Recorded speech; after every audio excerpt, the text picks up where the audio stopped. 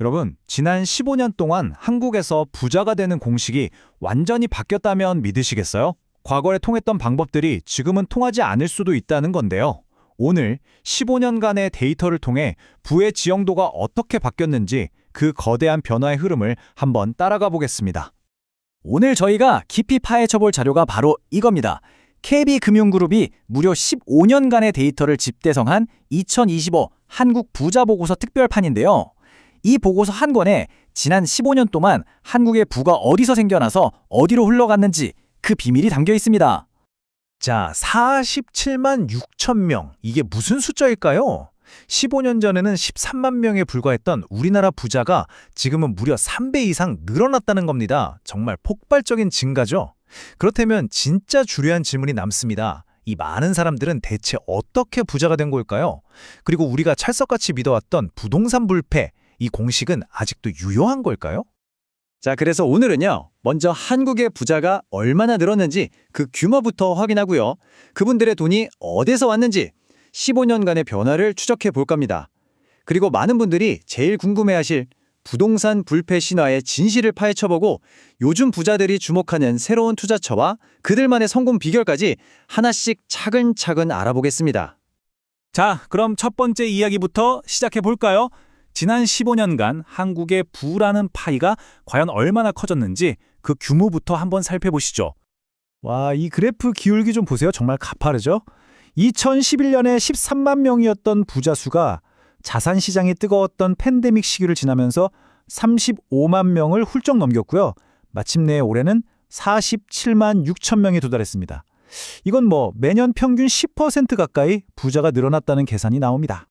단순히 사람 수만 늘어난 게 아닙니다. 이분들이 가진 돈, 그러니까 금융자산만 따져도 무려 3,066조 원. 와, 15년 전과 비교하면 거의 3배 가까이 불어난 그야말로 천문학적인 액수입니다. 아니, 그럼 이 어마어마한 돈은 대체 다 어디서 온 걸까요?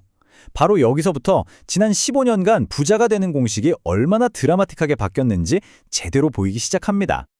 자, 시간을 15년 전으로 한번 돌려보죠. 2011년 데이터를 보면요. 답은 아주 명확했습니다. 부의 원천 1위, 거의 절반에 가까운 45.8%가 바로 부동산 투자였어요. 그렇죠. 그때는 정말 좋은 부동산 하나 잘 잡으면 인생이 바뀌는 그런 시대였던 거죠. 그런데 지금은 어떨까요? 15년이 흐른 지금 순위가 완전히 뒤바뀌었습니다. 보세요. 사업소득이 34.5%로 당당히 1위로 올라섰고요. 절대 강자였던 부동산 투자는 비중이 거의 반토막이 났습니다. 이건 정말 부를 만드는 게임의 룰 자체가 바뀌었다는 아주 강력한 신호예요.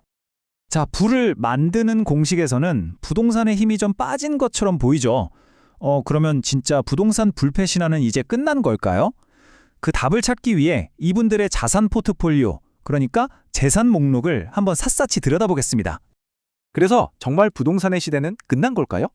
데이터가 아주 재미있는 답을 들려줍니다. 놀랍게도 데이터가 말하는 답은 아니오에 가깝습니다. 부를 만드는 데서 차지하는 비중은 줄었을지 몰라도 부자들이 이미 갖고 있는 자산의 절반 이상, 54.8%는 여전히 부동산이라는 거죠. 무슨 말이냐면 부동산이 예전처럼 부를 향한 사다리 역할은 좀 줄었지만 이제는 힘들게 쌓은 부를 안전하게 지켜주는 견고한 성벽이 됐다는 뜻입니다. 이건 그분들의 관심사를 보면 더 확실해져요. 앞으로 어떤 자산 관리에 가장 관심이 있냐고 물었더니 부자들이 꼽은 압도적인 1위는 여전히 국내 부동산 투자였습니다. 그러니까 새로운 기회도 찾으면서 부동산이라는 아주 든든한 닻은 절대 놓지 않고 있다는 거죠. 자, 그래도 부동산만 보고 있을 순 없겠죠.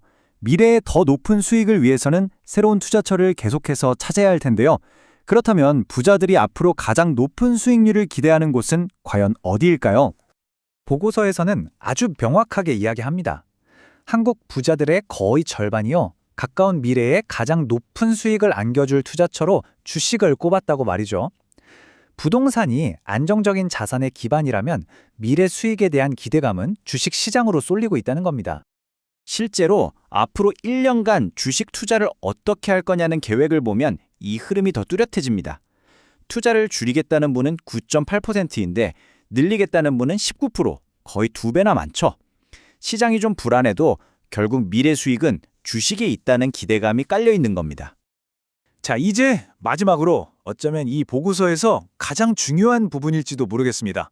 먼저 부를 이룬 사람들이 우리에게 전하는 성공의 지혜는 과연 무엇일까요? 여러 가지 조언들이 있었지만 그중에서도 부자들이 이구동성으로 꼽은 성공 비결 1순위는요. 의외로 아주 단순한 것이었습니다. 바로 지속적인 금융 지식 습득, 계속해서 공부하라는 거죠. 시장도 부자가 되는 공식도 계속 바뀌는 이 시대에 결국 가장 확실한 투자는 자기 자신에게 하는 투자, 즉 공부라는 아주 강력한 메시지를 던져주고 있습니다. 오늘 우리는 지난 15년의 변화를 따라가 봤습니다. 그렇다면 지금부터 또 15년 후 세상은 그리고 부의 공식은 또 어떻게 바뀌어 있을까요? 그리고 더 중요하게는 그 변화 속에서 여러분은 어떤 새로운 공식을 써 내려가실 건가요?